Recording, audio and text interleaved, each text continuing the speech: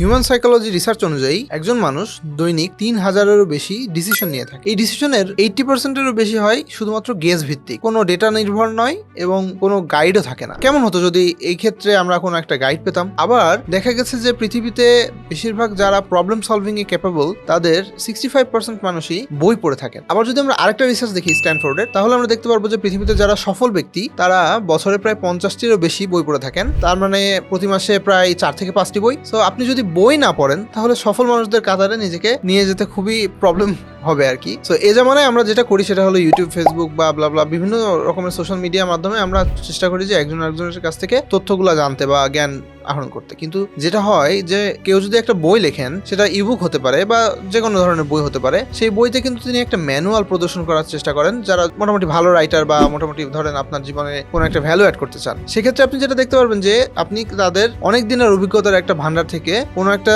বড় সমস্যার সমাধান খুব দ্রুতই পেয়ে যাবেন। বলা হয়ে থাকে যে আপনার জীবনের সবচাইতে বড় সমস্যার সমাধান কোনো একটা বইয়ের একটা প্যারাগ্রাফে আছে, হয়তো আমরা সেটা কখনো পড়েই দেখিনি। সো এত কথা বলার একটাই কারণ যে আমি একটা রিসেন্টলি আমার বই বের হচ্ছে, ডিম বেচে কি শিখলাম, সেখানে আমি আমার 5 বছরের গ্রোথ হ্যাকিং বিভিন্ন সব জিনিসপত্র দিয়ে সুন্দরভাবে সাজানোর চেষ্টা করেছি যাতে নতুন ডিজিটাল মার্কেটিয়ার থেকে শুরু করে এসএমই, ক্ষুদ্র এবং মাঝারি ব্যবসায়ী যারা আছেন, উদ্যোক্তা, সকলের কিছু না কিছু হেল্প হয় আর কি। এবং গ্রোথ জিনিসটা কি, ব্যবসাকে কিভাবে গ্রো করবেন, এসব বিষয় নিয়ে ওখানে কথা বলা হয়েছে। 1 ডজন ডিম বিক্রি করা থেকে কিভাবে 10,000 ডজন ডিম একদিনে সেল করেছি, এই সব ডিটেলস ওখানে দেওয়া আছে। সো বইটার নাম হলো ডিম বেচে কি শিখলাম। আপনারা চাইলে বইটা ডাউনলোড করতে পারেন, ডাউনলোড লিঙ্ক নিচে দেওয়া থাকবে। So thank you for watching. আসসালামু আলাইকুম।